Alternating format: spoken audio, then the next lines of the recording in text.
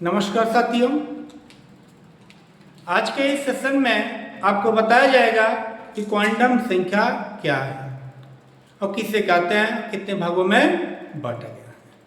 चलिए सेशन को स्टार्ट करते हैं। क्वांटम संख्या जिन संख्याओं द्वारा परमाणुओं में इलेक्ट्रॉनों की ऊर्जा एवं स्थिति का वर्णन किया जाता है उसे क्या कहते हैं, हम क्वांटम संख्या कहते हैं। अब तो यहाँ भी देख सकते हैं, जिन संख्याओं द्वारा परमाणु में इलेक्ट्रॉनों की ऊर्जा एवं स्थिति का वर्णन किया जाता है उन्हें क्वांटम संख्या कहते हैं। क्या कहते हैं? क्वांटम संख्या कहते हैं। इलेक्ट्रॉनों की ऊर्जा एवं स्थिति का वर्णन करने के लिए 4 क्वांटम संख्याओं की आवश्यकता होती है, N, L, M और S। ठीक, आप लोग राइट कर लीजिएगा।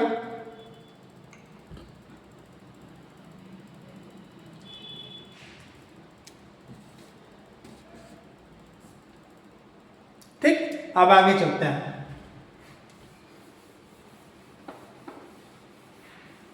आप लोग की खेड़ी डालेंगे इलेक्ट्रॉन की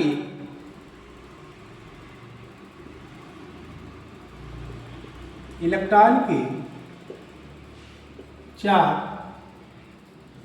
मुख्य क्वांटम संख्याएं हैं। इलेक्ट्रॉन की 4 मुख्य क्वांटम संख्याएं हैं। कौन कौन से हैं?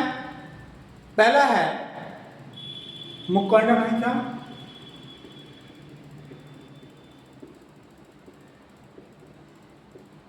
मुख्य क्वांटम संख्या। मुख्य क्वांटम संख्या को किससे प्रदर्शित करता है? n से। मुख्य क्वांटम संख्या किससे प्रदर्शित किया जाता है? n से प्रदर्शित किया जाता है। और मुख्य क्वांटम संख्या कोष को प्रदर्शित करती है। किससे प्रदर्शित करती है? मुख्य क्वांटम संख्या कोष को प्रदर्शित करती है, यानी ऊर्जा स्तर को प्रदर्शित करती है, कोष को प्रदर्शित करती है। ठीक, मुख्य क्वांटम संख्या किससे प्रदर्शित किया जाता है? मुख्य क्वांटम संख्या n से प्रदर्शित किया जाता है। और n क्या प्रदर्शित करता है? कोष को प्रदर्शित करता है। और n का मान शून्य के अतिरिक्त, n का मान शून्य के अतिरिक्त कोई भी अंक हो सकता है। n का मान शून्य के अतिरिक्त कोई भी अंक हो सकता है। 1 2 3 4 5 6 कुछ भी हो सकता है। और n क्या निर्धारित करता है? n का मान इलेक्ट्रॉन कोष के आकार को निर्धारित करता है। क्या निर्धारित करता है?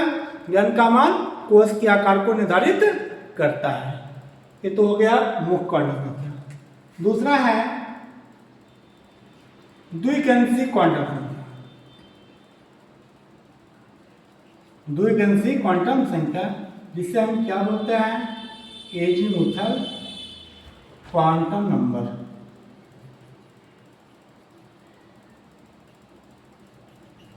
Azimuthal quantum number. अब एक तो याद रखिएगा, मुख्य क्वांटम संख्या किससे प्रदर्शित करते हैं? L से। मुख्य क्वांटम संख्या किससे प्रदर्शित करते हैं? L से। और मुख्य क्वांटम संख्या L जो होता है वह उपकोष को प्रदर्शित करता है। L किसको प्रदर्शित करता है? उपकोष को प्रदर्शित करता है। कोष किससे प्रदर्शित किया जाता है? N से। और उपकोष को किससे प्रदर्शित करते हैं? L से। और L का मान N के मान पर निर्भर करता है। किसके मान पर? L का मान N के मान पर निर्भर करता है।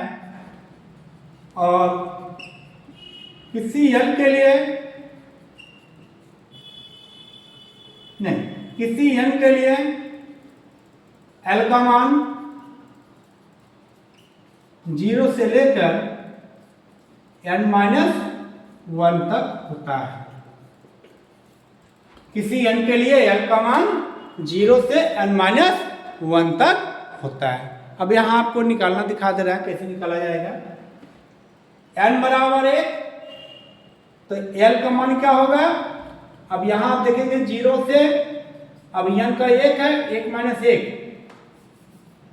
0 से अब 1 माइनस 1 कितना हो गया? 0। L बराबर 0। अगर n बराबर 2, L बराबर क्या होगा? L बराबर क्या होगा? 0 से 2 - 1 ये हो जाएगा 0 1 क्या हो जाएगा 0 और 1। जितना n का मान होगा उतना l का मान भी होगा, और n बराबर 3 तो l का मान कितना हो जाएगा 0 1 2, 0 1 2। यदि n बराबर 4 क्या होगा n बराबर, यदि n बराबर 4 तो l बराबर 0 1 2 3, ये मान इसके ऊपर 0 1 2 3। समझ में आ गया। और L जो होता है या उपकोष को प्रदर्शित करता है, और ऊपर बता रहे हैं, ध्यान से देखिएगा आप लोग, L क्या प्रदर्शित करता है, उपकोष को प्रदर्शित करता है। तो N बराबर कितना हो गया 4, L का मान 0 1 2 और 3, जिन्हें हम क्रमशः S P D और F अक्षरों द्वारा प्रदर्शित करते हैं।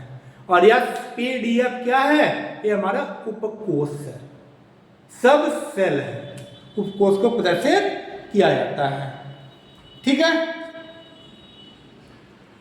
अब यहां हम देखेंगे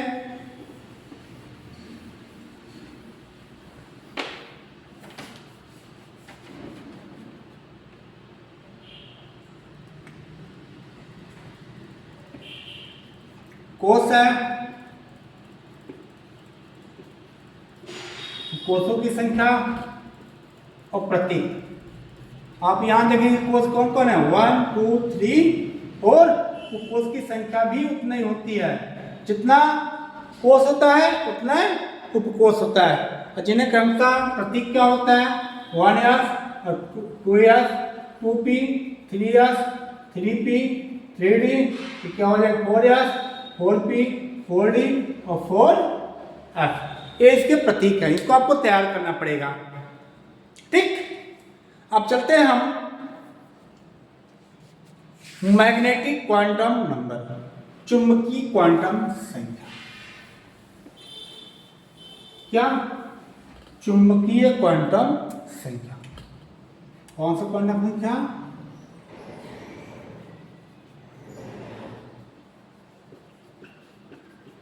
चुंबकीय क्वांटम संख्या। और चुंबकीय क्वांटम संख्या किससे प्रदर्शित किया जाता है, m से। किससे प्रदर्शित किया जाता है चुंबकीय क्वांटम संख्या, m से।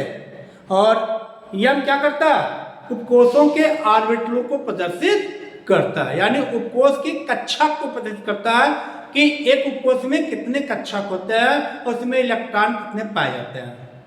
ठीक है। तो चुंबकीय क्वांटम संख्या को हम किससे प्रदर्शित करते हैं, m से प्रदर्शित करते हैं, जो उपकोष के ऑर्बिटलों को प्रदर्शित करता है। अब किसी L के लिए जो m का मान होता है, यानी m का मान L के मान पर निर्भर करता है, m का मान L के मान पर निर्भर करता है। किसी L के लिए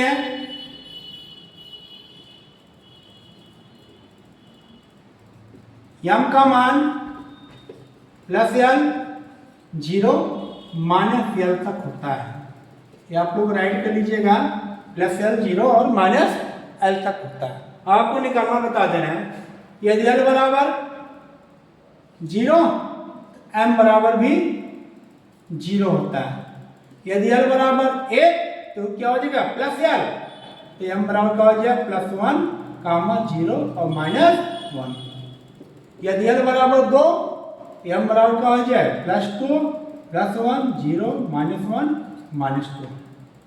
L बराबर 3 तो M के मान क्या होगा plus 3 plus 2 plus 1 0 minus 1 minus 2 और माइनस 3। समझ में, ये हमारे ऑर्बिटल को प्रदर्शित कर रहा है। जैसे अब L बराबर 0 है, 0 को क्या बोलते हैं हम S से प्रदर्शित करते हैं, 1 को P से, 2 को D से, 3 को F से। अब S में कितने कक्षक हुए, एक है, एक अंक है, एक हुआ। P में 1 2 3 कक्षक हैं। L2 में 1 2 3 4 5 है, D में 5 कक्षक हुए। और F में 1 2 3 4 5 6 7 कितने कक्षक हुए, 7 कक्षक हुए। तो इससे क्या होता है, F में इसी कारण F में कितने इलेक्ट्रॉन होते हैं 14, D में 10, P में 6 और S में 2 इलेक्ट्रॉन होते हैं।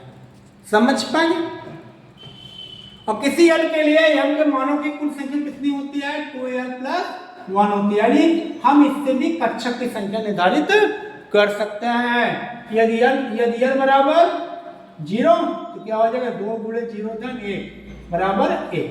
कितने कक्षक हुए? 1। आप इससे भी कक्षक का निर्धारण कर सकते हैं। ठीक है। और एक ऑर्बिटल में अर्थात एक कक्षक में विपरीत स्पिन के कितने इलेक्ट्रॉन होते हैं? 2 इलेक्ट्रॉन होते हैं। ठीक, समझ में आ गया? नेक्स्ट, और m का मान आकाश में ऑर्बिटलों के अभिविन्यास को निर्धारित करता है। अगला है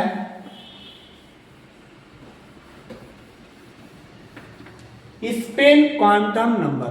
कौन सा है? स्पिन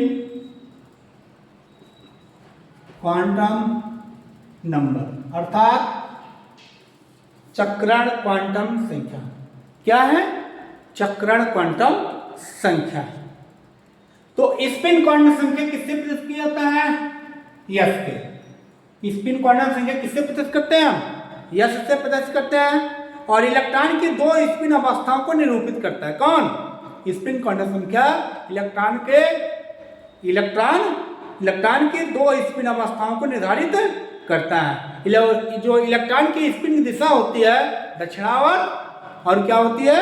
वामावर्त होती है। और किसी m के लिए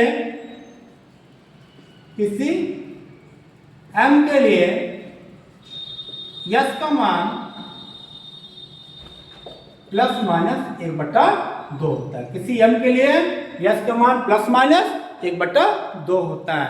और ये भी ध्यान दीजिएगा, तो m का मान, जो यस का मान होता है वो m के मान पर निर्भर करता है। किसी m के लिए यस का मान कितना होता है? ±1/2 होता है। ठीक है। अब जब ±1/2 होता है, आप इस तरीके से भी लिख सकते हैं। इसको 3 निशान ऊपर होता है, इसका 3 निशान नीचे होता है। अर्थात एक कक्षक में कितने इलेक्ट्रॉन आ सकते हैं? 2 इलेक्ट्रॉन, और जिनके स्पिन दिशा क्या होती है? विपरीत होती है। ठीक, ये हो गया आपका क्वांटम संख्या। और इस सेशन में जो क्वांटम संख्या आपको बताया गया, समझ आ गया होगा। मुझे आशा है कि आपको समझ में आया होगा। अगर नहीं आया है तो आप लोग कमेंट में हाई लिखिएगा और बोलिएगा जो चीज़ नहीं समझ में आई आपको मैं अच्छे तरीके से समझा दूंगा। अब इसका जो एग्जाम्पल होगा नेक्स्ट वीडियो में आपको प्रोवाइड कराएंगे। और आप लोग लाइक करिएगा, सब्सक्राइब करें, ताकि आपके पास हमारा नेक्स्ट वीडियो आपके पास पहुँचे।